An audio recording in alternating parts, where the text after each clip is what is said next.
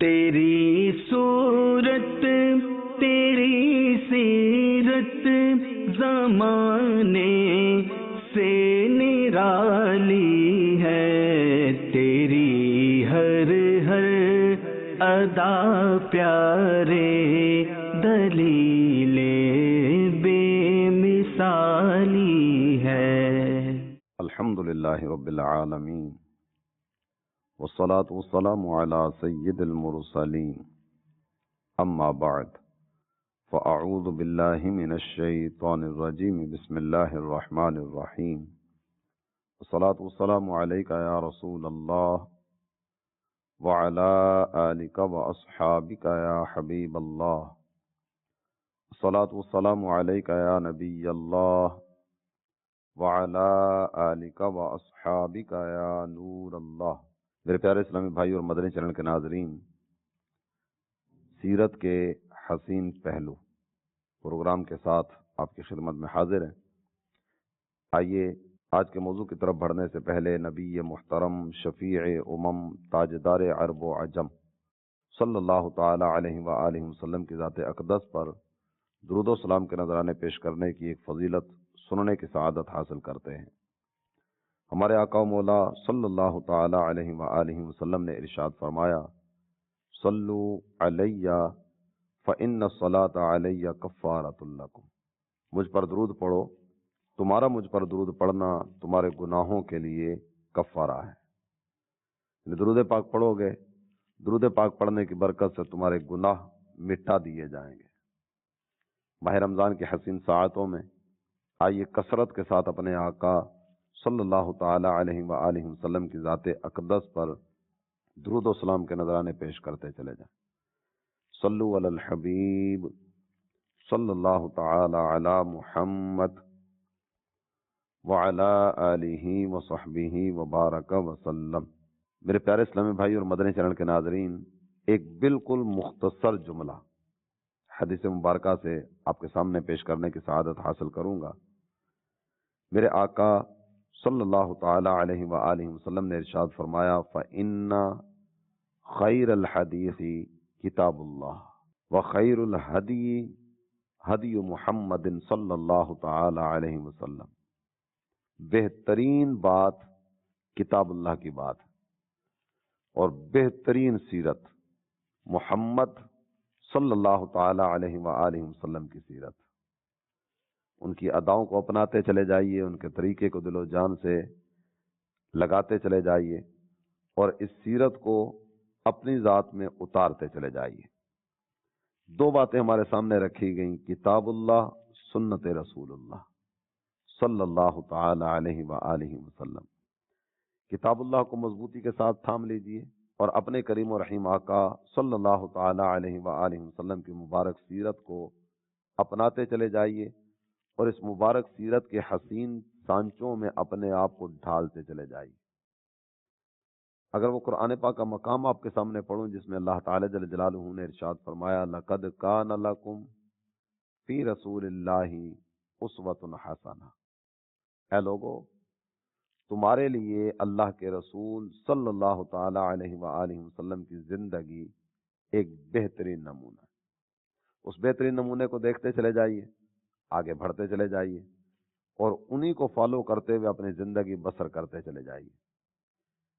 عام طور پر ایک سوال جو ہمارے ذہنوں میں ابھرتا ہے، انسان کی طبیعت میں کچھ تجسس مزاج بھی ہے، اس میں کچھ تھوڑا سا وہ اس طرح کا مادہ بھی ہے کہ جب کوئی بھی بات اس کے سامنے کریں گے نا، یہ کیوں کیوں کیوں اس چکر میں پڑتا ہے، ایسا کیوں کروں۔ کوئی بھی کام کرنے کا کہا جائے نا، اس کام میں ہو سکتا ہے کہ بظاہر فائدہ نظر آ رہا ہو، لیکن پھر بھی سامنے والے سے پوچھا جاتا ہے ایسا کیوں کروں، تم مجھے کیوں کہہ رہے ہو ایسا، تم مجھ سے ایسی بات کیوں کر رہے ہو۔ تو یہ کیوں کیوں کیوں کیوں یہ ہماری زبان پر آتا رہتا ہے۔ سرکار دو عالم صلی اللہ تعالی علیہ وآلہ وسلم کی سنت پر عمل کیوں کریں، نتیجہ کیا ملے گا، انجام کیا ہوگا، اور اس سنت پر عمل کرنے سے جو فوائد ملیں گے وہ فوائد کیا ہوں گے، اس راہ پر چلنے کا فائدہ کیا ہوگا۔ تو آپ کوئی بھی سوال اس طرح کا کریں گے نا، تو سرکار دو عالم صلی اللہ تعالی علیہ وآلہ وسلم نے اپنے ارشادات عالیہ میں اور کئی ایک آیاتیں تو یہ بات میں اس کا باقاعدہ سے ذکر پہلے سے سنا دیا گیا، عمل کرو تمہیں یہ ملے گا۔ ان کنتم تحبون اللہ فاتبعونی یحببکم اللہ، تم اللہ سے محبت کرنا چاہتے ہو نا، میری پیروی کرو، میری سیرت کو اپناؤ، تم میری پیروی کرتے چلے جاؤ گے، اللہ تمہیں اپنا محبوب بنا لے گا۔ تم محب بن کے چلے تھے، محبت کرنے کے لیے نکلے تھے، لیکن اس راہ پر آگے بڑھنے والوں میرے پیچھے پیچھے چلتے آؤ گے نا، تمہارے دل میں طلب تھی کہ تم اللہ سے محبت کرو، لیکن میرے پیچھے آنے کی برکت سے اللہ تمہیں اپنا محبوب بنا لے گا، مقام محبوبیت مل جائے گا اطاعت نبی کی برکت سے۔ اور آپ کے سامنے اپنے آقا و مولا صلی اللہ تعالی علیہ وآلہ وسلم کا ایک فرمان پڑھو۔ نبی محترم صلی اللہ تعالی علیہ وآلہ وسلم نے ایک مثال دیتے ہوئے اس چیز کا تذکرہ کیا، اور یہ مثال جو سرکار نے ارشاد فرمائی نا، یہ خود آپ صلی اللہ تعالی علیہ وآلہ وسلم کی زبان اقدس سے نکلی ہوئی نہیں ہے، بلکہ کچھ ملائکہ حاضر بارگاہ ہوئے، ان فرشتوں نے بارگاہ رسالت میں جو بات عرض کی، میرے آقا نے اسی بات کو آگے ہم تک پہنچایا۔ یہ بروایات مختلفہ کئی ایک مقامات پر اس کو ذکر کیا گیا۔ میں 2 احادیث طیبہ جمع کر کے آپ کی خدمت میں پیش کرنے کی سعادت حاصل کروں گا۔ حضرت جابر رضی اللہ عنہ ارشاد فرماتے ہیں، جاءت ملائکۃ الی النبی صلی اللہ تعالی علیہ وسلم وہو نائم۔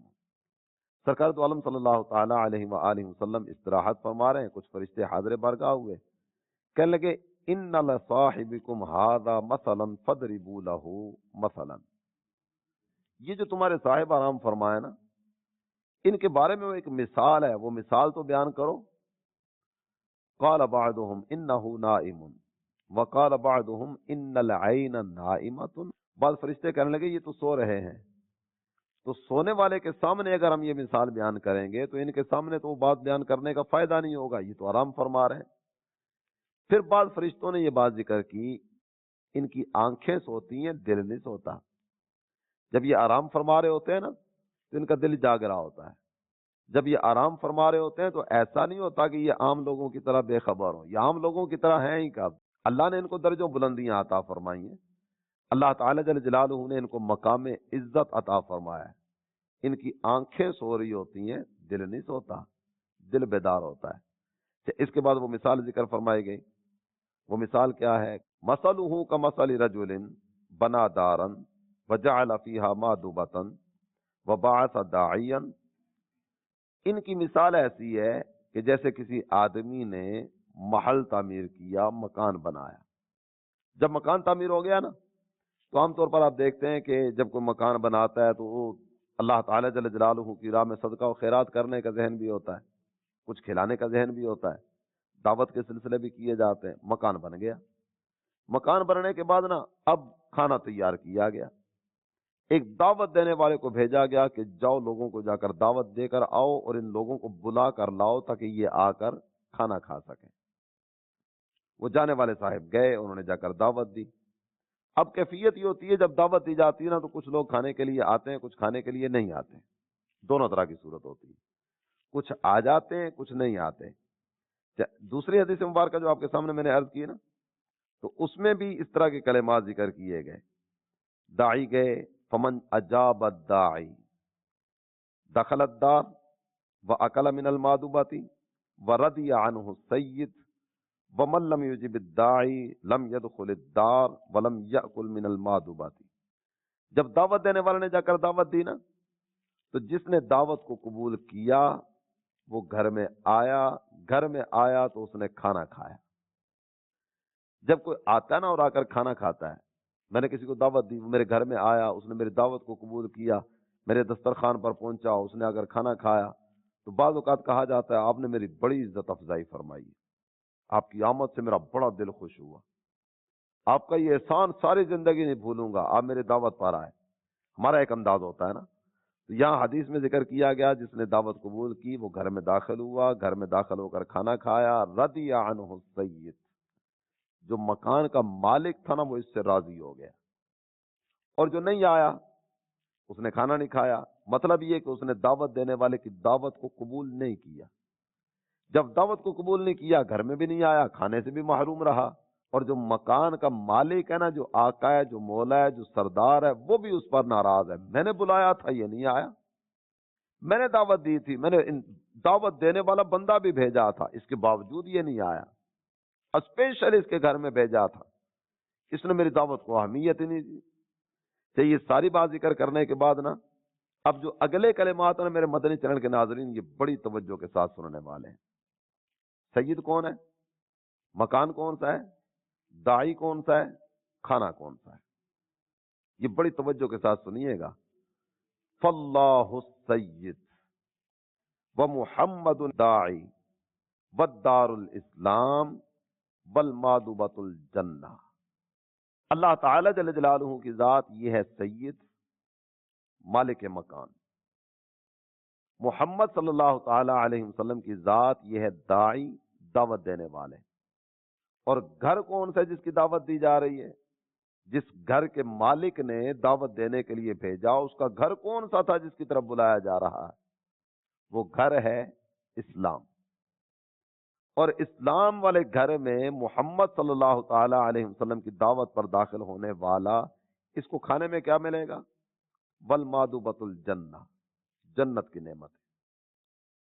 اللہ تعالی جل جلالہ اسلام دے کر بھیجتا ہے، اپنے پیارے نبی صلی اللہ تعالی علیہ وسلم کو داعی بنا کر بھیجتا ہے، دعوت دینے والا بنا کر بھیجتا ہے۔ اب جو گھر میں داخل ہو گیا نا، اللہ اس سے راضی ہے۔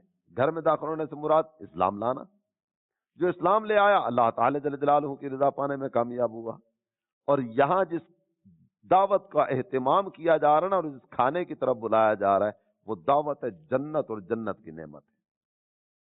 تو آئیے پیغمبر اسلام صلی اللہ تعالی علیہ وسلم کی سیرت کو اپناتے چلے جائیں، ان کے دامن اقدس سے وابستہ ہوتے چلے جائیں، مزید اس وابستگی کو مضبوط کرتے چلے جائیں، اپنے کریم و رحیم آقا صلی اللہ تعالی علیہ وسلم کی پیاری پیاری عادات مبارکہ کو مشعل راہ بناتے ہوئے زندگی بسر کرتے چلے جائیں۔ اور ایک حدیث مبارکہ مزید آپ کے سامنے پڑھوں۔ اس حدیث کے راوی ہیں حضرت ابو ہریرہ رضی اللہ تعالیٰ عنہ۔ آپ فرماتے ہیں اللہ کے نبی صلی اللہ تعالی علیہ وآلہ وسلم نے ارشاد فرمایا، کل امتی یدخلون الجنہ الا من ابا، میری ساری امت جنت میں جائے گی سوائے اس بندے کے جس نے انکار کیا۔ انکار کرنے والا یہ داخل جنت نہیں ہوگا، اس کے علاوہ سارے جنت میں جائیں گے۔ خدمت اقدس میں عرض کی، آقا یہ جس کے بارے میں آپ ذکر فرما رہے ہیں کہ وہ انکار کرنے والا جنت میں نہیں جائے گا، یہ انکار کرنے والا ہے کون؟ تو اللہ کے پیارے نبی صلی اللہ تعالی علیہ وآلہ وسلم نے ارشاد فرمایا، من اطاعنی دخل الجنہ ومن عصانی فقد ابا۔ جس نے میرے طریقے کو تھام لیا، میری سنت کو تھام لیا، میری سیرت کو اپنانے والوں میں آ گیا، یہ ہے وہ جو داخل جنت ہوگا۔ اس نے میری اطاعت کی، اس نے میرے طریقے کو اپنایا، یہ جنت میں جائے گا۔ ومن عصانی فقد ابا، اور جس نے میری نافرمانی کی، یہ ہے وہ بندہ جو انکار کرنے والا ہے۔ تو آئیے اس کریم آقا صلی اللہ تعالی علیہ وسلم کی اداؤں کو ادا کرتے چلے جائیں۔ جو سیرت کے حسین پہلو اپنانے کی طرف آیا نا، یہ وہ بندہ ہے جو داخل جنت کیا جائے گا۔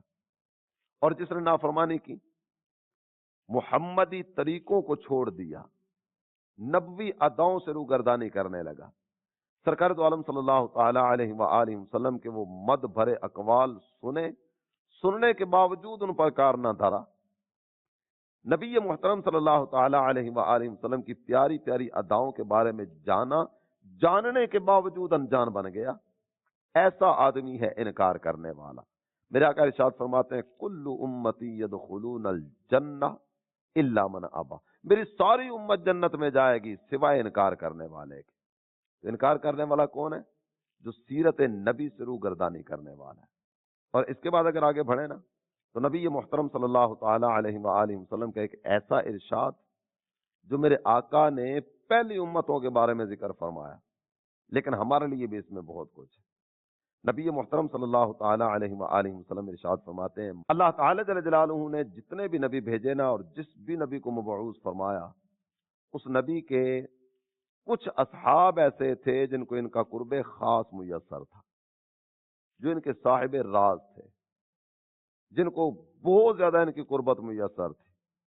یہ وہ لوگ تھے یأخذون بسنتہ ویقتدون بامرہ، جو ان کی سنت کو مضبوطی کے ساتھ تھامتے اور ان کی اداؤں کو ادا کرتے۔ یہ خاص قرب پانے والے حضرات کا تذکرہ کیا جا رہا ہے۔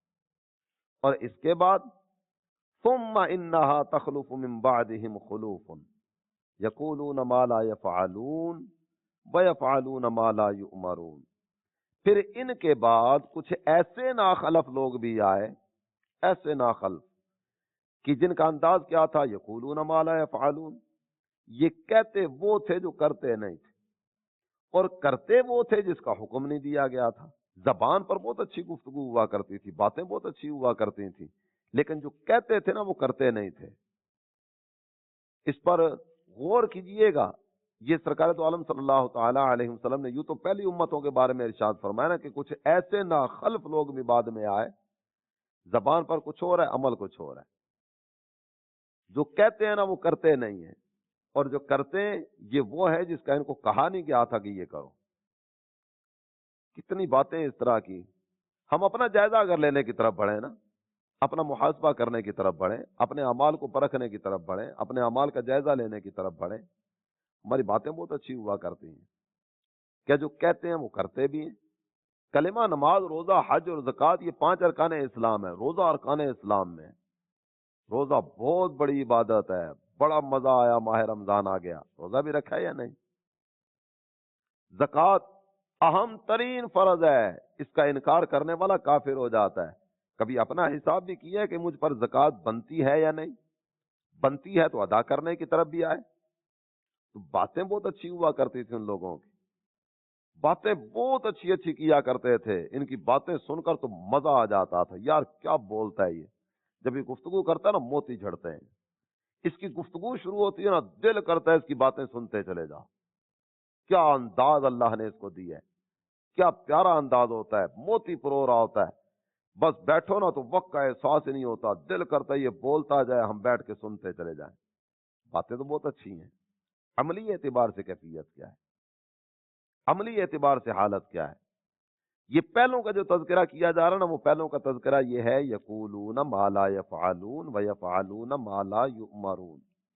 یہ کہتے وہ تھے جو کرتے نہیں تھے، اور کرتے وہ تھے جس کے کرنے کا ان کو کہا نہیں گیا تھا۔ اب اللہ تعالی جل جلالہ کے پیارے حبیب صلی اللہ تعالی علیہ وسلم نے ایسوں کے بارے میں جو بات ذکر فرمائی نا، جن کے قول و فعل میں تضاد ہے، یہ امم سابقہ کی بات سرکار دو عالم صلی اللہ تعالی علیہ وسلم نے فرمائی، اور اس میں یہاں والوں کے لیے بھی کئی ایک مدنی پھول ہیں۔ ارشاد فرمایا، فَمَنْ جَاهَدَهُمْ بِيَدِهِ فَهُوَ مُؤْمِنٌ وَمَنْ جَاهَدَهُمْ بِلِسَانِهِ فَهُوَ مُؤْمِنٌ وَمَنْ جَاهَدَهُمْ بِقَلْبِهِ فَهُوَ مُؤْمِنٌ وَلَيْسَ وَرَاءَ ذَلِكَ مِنَ الْإِيمَانِ حَبَّةُ خَرْدَلٍ، جس نے ہاتھ کے ذریعے قوت بازو سے ان کا مقابلہ کیا وہ مومن، جس نے زبان کے ذریعے ان کا مقابلہ کیا وہ مومن، اور جس نے دل میں ان کو برا جانا نا وہ بھی مومن۔ اس سے نیچے ایمان کا درجہ نہیں ہے۔ میرے پیارے اسلامی بھائی اور مدنی چینل کے ناظرین، آئیے سیرت کے حسین پہلو اپنانے کی طرف بڑھیں، اپنے کریم آقا صلی اللہ تعالی علیہ وسلم کی اداؤں کو سینے کے ساتھ لگانے کے لیے آگے بڑھیں، اپنے اعمال کا جائزہ لیں۔ قدم اٹھانا ہے نا، تھوڑی دیر کے لیے ٹھہر جائیے، رک جائیے، سوچئے، جائزہ لیجئے، یہ جو میں کرنے جا رہا ہوں، کیا اس کام میں میرا رب مجھ سے راضی ہوگا؟ یہ کام کہیں سنت نبی کی مخالفت والا کام تو نہیں ہے؟ یہ کام کہیں حرام کام تو نہیں ہے؟ کہیں کسی فعل بد کا ارتکاب کرنے کے لیے تو نہیں بڑھ رہا؟ ٹھہر جائیے، رک جائیے۔ ماہ رمضان ہے نا، ماہ رمضان ہی میں اپنے انداز زندگی کو تبدیل کرنے کی نیت کر لیجیے۔ ہم سوچنے کی عادت بنائیں گے، ہم رکنے کی عادت بنائیں گے، ہم ٹھہرنے کی عادت بنائیں گے، اور ٹھہر کر جائزہ لینے کی عادت بنائیں گے۔ اگر یہ کام اللہ تعالیٰ اور اس کے پیارے حبیب صلی اللہ تعالیٰ علیہ وسلم کی رضا والا ہے تو ایک قدم نہیں، 1000 قدم اٹھائیے، بڑی تیزی کے ساتھ دوڑتے چلے آئیے، اس لیے کہ اس دوڑنے کا حکم بھی ہمارے رب نے ہمیں دی ہے۔ وَسَارِعُوا إِلَى مَغْفِرَةٍ مِّن رَّبِّكُمْ وَجَنَّةٍ عَرْضُهَا السَّمَاوَاتُ وَالْأَرْضُ، اپنے رب کی مغفرت کی طرف تیز تیز قدم بڑھاتے چلے آؤ، اور اس جنت کے حصول میں تیزی کرو جس کی وسعتیں اتنی زیادہ ہیں کہ سارے آسمان اور ساری زمینیں جنت میں سما جائیں۔ اور ہمارے کریم آقا صلی اللہ تعالی علیہ وآلہ وسلم کی سیرت یہ کس قدر عظیم ہے اور اس پر عمل کرنا کس قدر ناگزیر ہے. اس پر 2 احادیث طیبہ آپ کے سامنے پڑھ کر گفتگو کو اختتام کی طرف لاتا ہوں.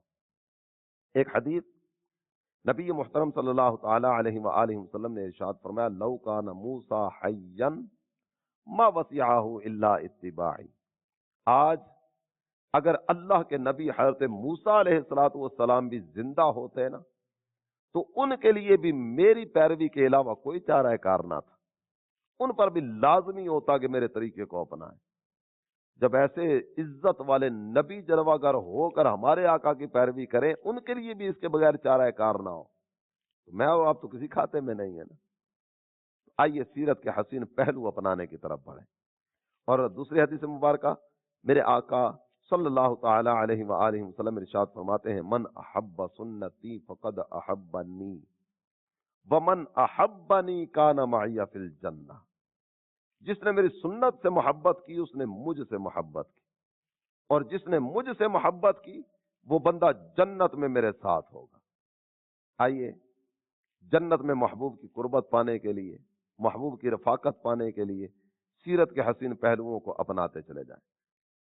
اللہ تعالی سنت نبی کا چراغ نصیب فرمائے, محبت نبی کا چراغ نصیب فرمائے. اللہ تعالی عمل کی توفیق عطا فرمائے. آمین بجاہ النبی الامین صلی اللہ تعالی علیہ وآلہ وسلم. تیری صورت تیری سیرت زمانے سے نرالی